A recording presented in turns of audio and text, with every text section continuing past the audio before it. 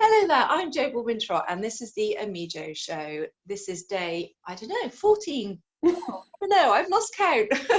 But this is day something of 21 days of a special COVID-19 series, and there's different episodes interviewing all kinds of people, from the reverends to healers to people that know all about drones, and to the most wonderful and very dear person who's been a massive influence in my life, Jacqueline Rogers, today, the founder and CEO of the Athena Network. Hi, Jacqueline. Hello, hello. It's lovely to have you on my show. Thank you for fitting it in. You've got an interview day today, it sounds like. You've got a busy day. It really does seem like it. And do you know what? It's a perfect opportunity. I'm not going to lie. Normally, I am very evasive when it comes to interviews. I would defer to another regional director or another member of the team and go, oh no, they'll be able to do it. But I have no excuse right now. I can't say I'm anywhere else but at home. So No, you can't say you're out. You can't say I can't. There's nothing. There is no excuse. So yeah. Wow. Not that I would have excused myself from yours, but yeah. Oh, thank you. You had to say that, didn't you? Yeah. No, it was appropriate, but no, it's truth as well. Yeah. Oh well, I've been very grateful for you, because I definitely was when Laurel Ron dragged me along to my first Athena meeting 8 years ago, I think it was. Yeah, she literally dragged. Oh, the dog's just come back with the kids. Mine will start in a moment because it'll hear another dog. It'll get very excited. It's not seen many recently, so yeah. That was that must be 8 years ago now, and that was definitely a pivotal point in my business and my own growth, let alone my business, my own personal growth and my business growth. So but we were just talking about hair, weren't we? Which, you know, I was admiring yours. I love it. Let me just shut my door. Talk about, you know, you really shouldn't be on stage with children and animals, should you? So there we go. There's a perfect example. Mine's just open the door, shut the door. I love your hair. So the last time I saw you, you had really long hair. Yeah. I love the sleekness of it. It's amazing. It takes 5 minutes compared to before, but obviously, you know, having a whole situation about the roots now, it's like, it's not going to get pretty. I'm going to have to start wearing hats. We had a lady turn up for a networking meeting yesterday. You know, now we're doing them all virtually, and she had a hat on, and the regional director said, have your roots grown through that quickly? She said, no, this is for my monthly minute. It's a prop. And she went, but I will be wearing a hat later on in the year. Everyone's just going to be wearing hats all of a sudden. It's like, do we need to wear hats inside? But anyway, I'll be peering through my fringe. I think that's good. I'm quite happy to take a pair of scissors to it, though. I will actually do that. Oh yeah. And there's some really good YouTube videos. Maybe not your style, because it's very precise. Yeah. So I wouldn't. I would not be hacking my hair if it was like that. But for a choppy fringe, I can do that myself. Yeah. Well, I'm going to share with you this afternoon at 4 o'clock. My interview is with Grace, who's my hairdresser. We're going to do a live haircut of Andrew Priestley, who's the editor of this book. Oh wow! His hair's getting so long.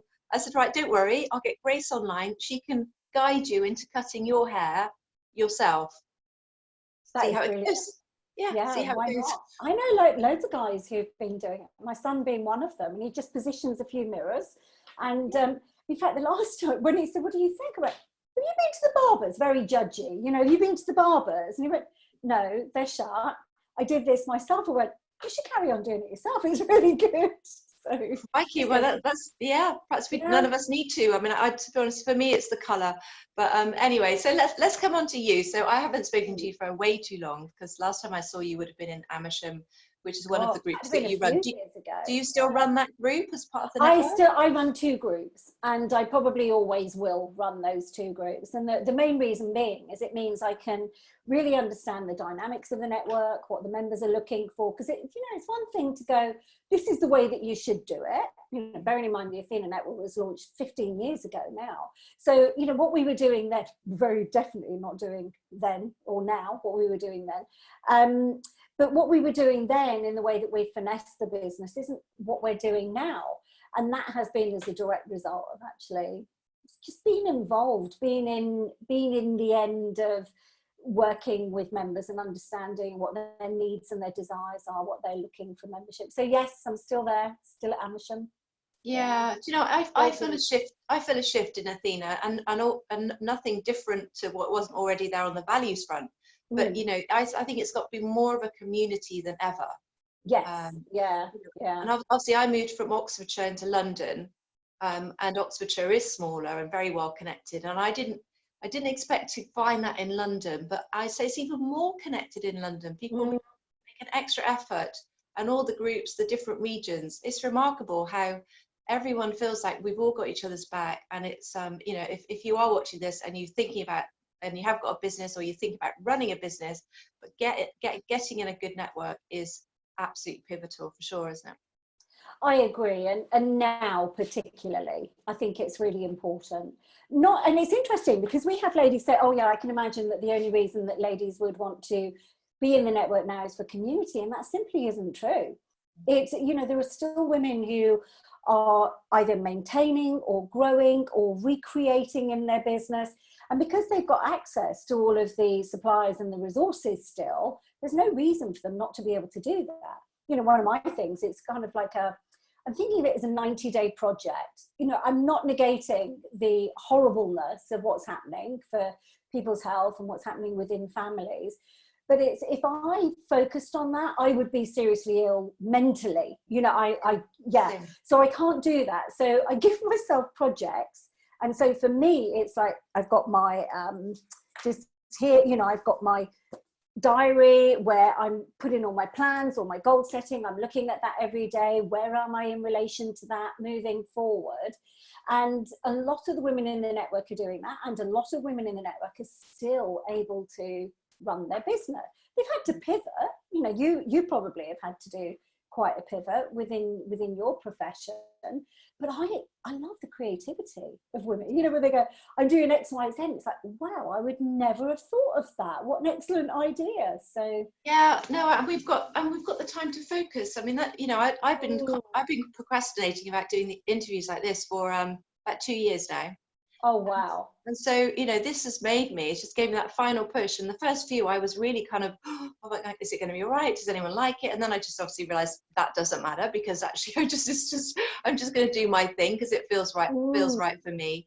And actually that has snowballed into all sorts of things that just off the scale, and this book's come up. I've got just submitted another chapter for another book's come up, and then a lot of things are kind of coming in that are actually way out of my comfort zone, really. They're just things I've been thinking, oh, one day I'll do that, and suddenly they're here, and it's like, today is the day I'm doing that. Oh my God. But actually, why not? We're in this situation. It is a time to be creative, I think, and you can always be more creative with your business. I really believe that, no matter what you do. Yeah, I do love change though, and I'm very, very aware of that not everybody is. So not saying that people have been dragged kicking and screaming throughout all of this, but I am super conscious that not everybody gets so excited. So I'm ex-military. My father was military, then I married into military. So for me, moving house every few years, that was actually quite exciting. So, and also we weren't able to take as much, now if we move house, it's like everything from the attic to the basement, isn't it? We couldn't do that. We could only take a few boxes. So you unpack at the other end, and there's the excitement of the things that you forgot that you had because it took weeks to arrive, not, wasn't there the next day. And I am very aware that it's not everybody's cup of tea, change. So I have immense respect for the women who took stock and were like frozen. It's like, I can't operate in my business anymore. There is absolutely nothing I can do. And then like you, it was like, oh, hang on a minute. There are quite a few projects that I haven't done. And it's a little bit like I've said about interviews. I've no excuse now. There's, things that I would be, oh, and I'm way too busy. There's this, there's that, there's the other. It's like, no, it's me. I'm self-isolating at home. And if I can't find time in my diary to do it now, then that's a really poor show. So, and also I think when you open yourself up to something different, it then opens up another load. It really is that kind of ripple effect, isn't it? And then suddenly something else comes up different, and it's like, oh my gosh. I mean, I think I'm one step away from going on the Chris Evans show, wow. which wasn't not at all possible 2 weeks ago. So something happened 2 weeks ago. The ripple effect is that I said yes to, and I was quite, it was one of those yeses, like, okay. Yeah. And then lo and behold, you know, hopefully I'll be on that show hopefully next week. And you know, that's only because I just sort of thought, well, actually, let's just allow yourself to think a little bit differently outside the box, as I call it. But no, I know what you're saying. I'm the same as you. I love change. I like new challenges. And, you know, are you a Taurus as well? We had this. Yes, I am Taurian. I just a little reminder went off of my head. Like, I have a feeling you're a Taurian too.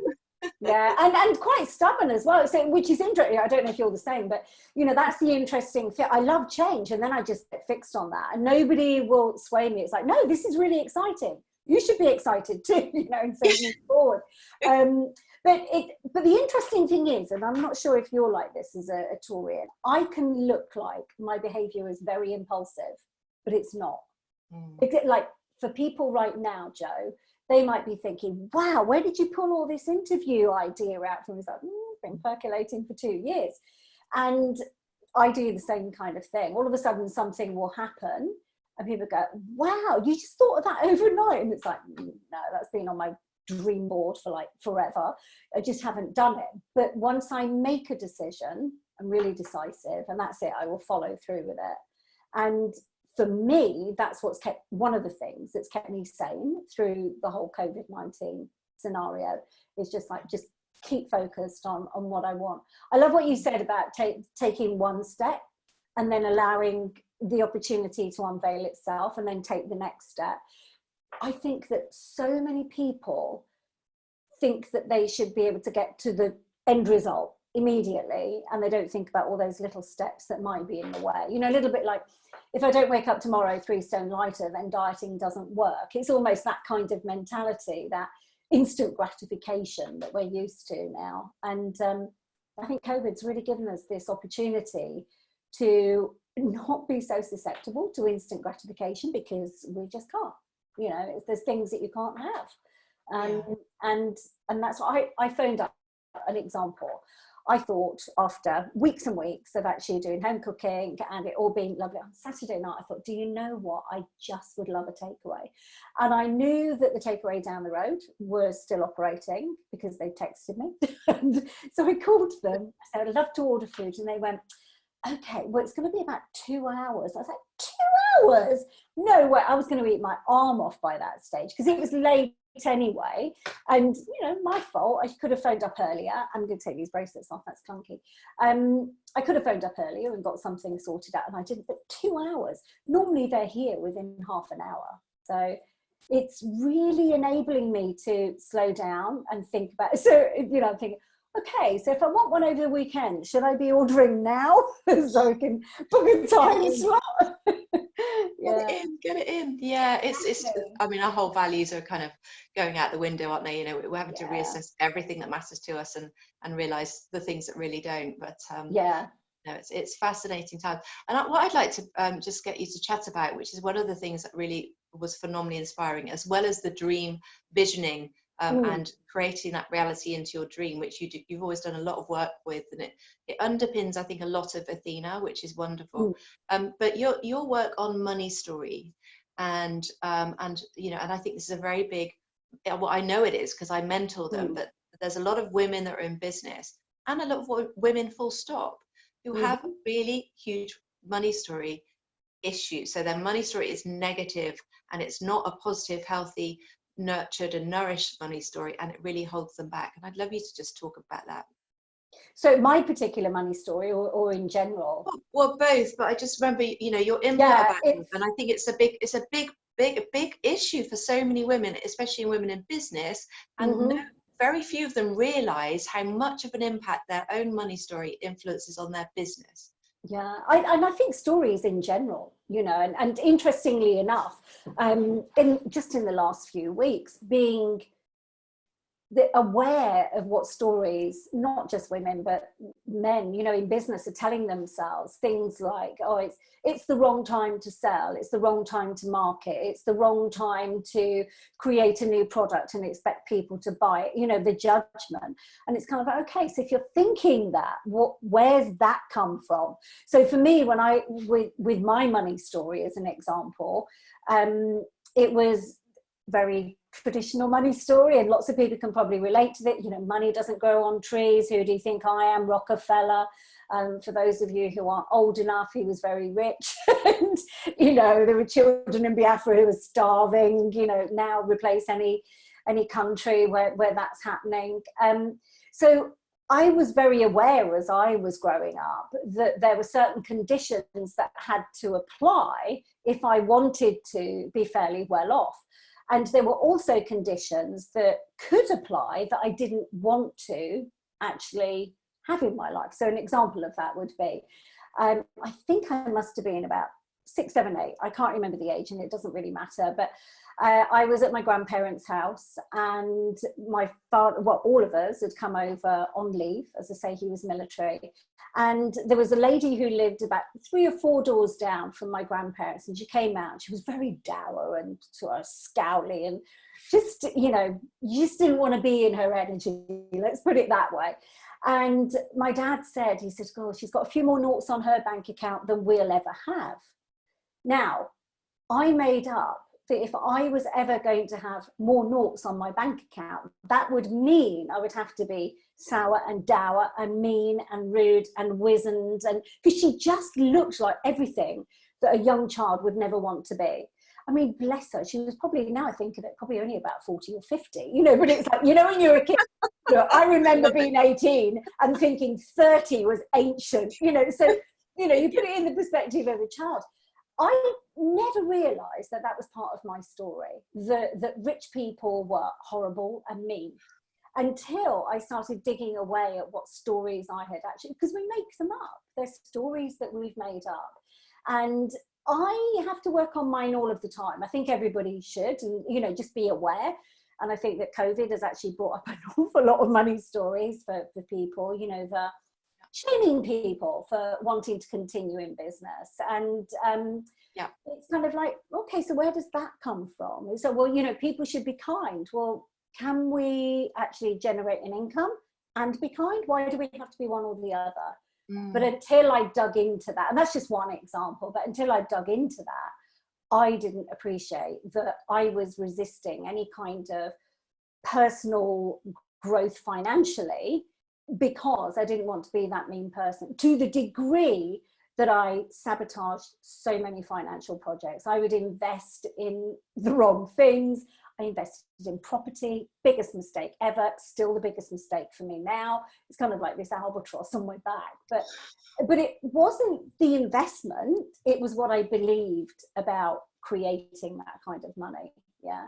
So it's never the thing, it's always what's going on in between our ears. Yeah. Yeah, no, absolutely. And we can rewrite them, can't we? That's you know, that's the thing. That's the really important thing. We did this amazing exercise way back when you got us to write down what our parents believed about money, what grandparents believed about money, and then look at it and say, is that what you really believe? Then suddenly when you look at it on paper, you think, oh my God, no wonder I'm living their truth. Why am I living their truth and not my own?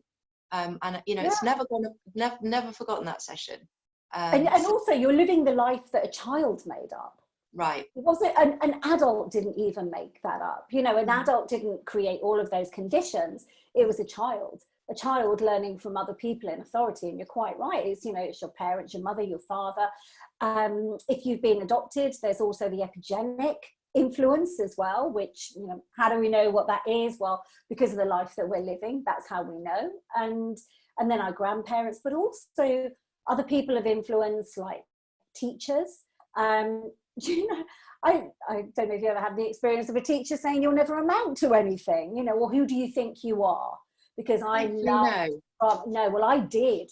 And because for me at school, it was all about two things. It was about sport and it was about drama and arts. And I loved both of them. So included in drama and arts was English, which was one of my favorite subjects.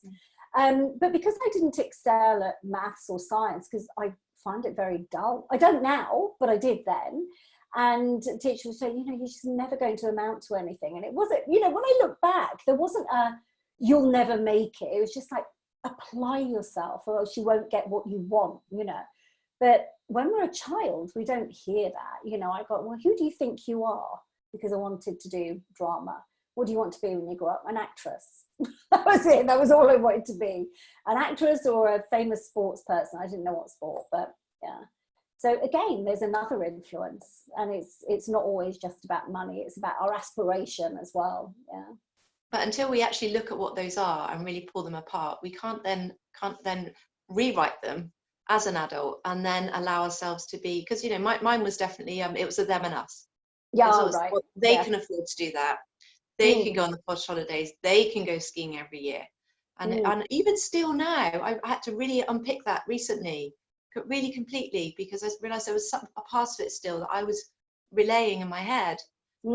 That, you know, so, you know, it takes a long time, doesn't it, to work on this, but we do need to rewrite those words and those phrases and make them our own. And I think that was definitely one of the most amazing. It is. The self-sabotage is, well, self-sabotaging. You know, it really is so detrimental. And what I love, because people say to me is kind of, well, why should we look at that aspect of ourselves? You know, surely we should just use positive affirmations. One of the things that I say, and I've heard it before, and I can't remember where I first heard it, so I can't even give credit to the genius of it, but trying to squash all of those bad memories is like trying to submerge a beach ball under the water, you know, a really big beach ball in a swimming pool and keep it underwater.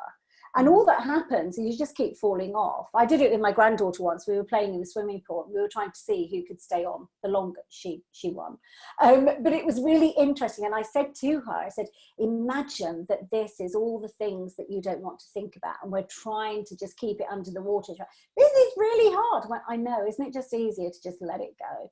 Just to talk about them. And so let it bob up in the water and then have that conversation. It was just, for us, it was a really good playful way to examine things that she was thinking. And, you know, at the time she was 9 and she just got it immediately, just got it. Brilliant. Yeah.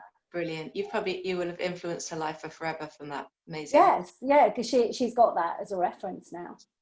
And what else is Jacqueline Rogers up to, as well as being the CEO and founder of the fastest growing network in the UK? I think, do you know what? I go to bed and I think about Athena, and I wake up and I think about Athena. I genuinely do, because it is my passion. And people will say, well, so what about when you retire? It's like, why would you retire when you love what you do? I remember Louise Hay saying that You Can Heal Your Life. She said, what's the point of retiring? She started Hay House when she was in her 60s and carried on well into her 90s and just loved what she was doing. And I think that keeps me vibrant and healthy and just sort of like a younger mindset as well. It's really bizarre, but I'm actually loving what we're doing now, being able to take our meetings online. And ironically, because I wanted to do it for years, not the Athena Network meetings, but to be able to provide a virtual element of the Athena Network, because we've got so many ladies in countries and counties where we don't have an Athena meeting, and there was nothing to offer them unless we had a new franchisee there. So yeah, for years it's been on my, not even a to-do list, it's been on my goals list. Yes, that's definitely going to happen. And for me, I was telling myself lots of stories about why it couldn't. And then fortunately, I mean, this is how things work for me. It's kind of like when we had that, okay, everything's going to go into lockdown, literally overnight, we created the virtual solution, but I'd already created it. So I'd already got the manual, the handbook, we call it. The handbook was already created, how you do it, how you deliver it, how we serve our members in exactly the same way that we do offline. So it was all there. So it was just a question of getting all of the RDs together and having that conversation about, okay, this. Because there are a few technophobes, so we had to gently nurse them along.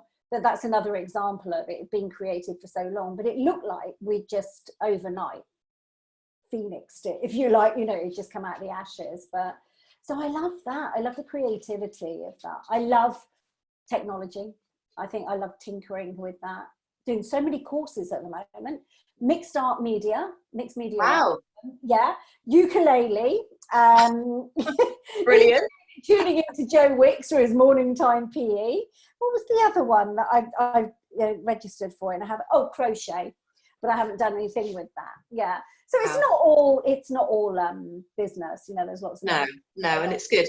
But I want to bring you back to that because you know, what you're saying really just hit a nerve for me, and I think with Louise Hay as well is actually the key to life is not to think of life work balance. It's life balance, because actually it should be about working is your life and your heart and your passion. So therefore, really fall out with this phrase of what's your work-life balance? Like, my work is my life. My life is my work. So therefore, there's no balance. You know, it's just a matter of just applying myself to all of it, not segmented. And I think that, you know, that comes across, Jacqueline, in everything you do. The network just gets stronger and stronger, and even more, if possible, more heartfelt and more supportive than ever. I mean, it blows me away how it just keeps just getting more richer and richer within our network. And I'm very blessed and grateful to have been part of that. It's amazing. You've got a great team, and it's been awesome talking to you. Thank you. Fantastic. So thank you for tuning in to this Amijo show. And this was Jacqueline Rogers, the founder and CEO of the Athena Network. Go to the athenanetwork.com. And to find out, I should know that, shouldn't I? Millions of times I looked at it. And to find out more on Facebook too. We've got a phenomenally vibrant community, and there's a new app as well. But anyways, go to athenanetwork.com to find out more about that. So thanks for tuning in. I'm Jo Baldwin-Trott, and that was the Amijo Show.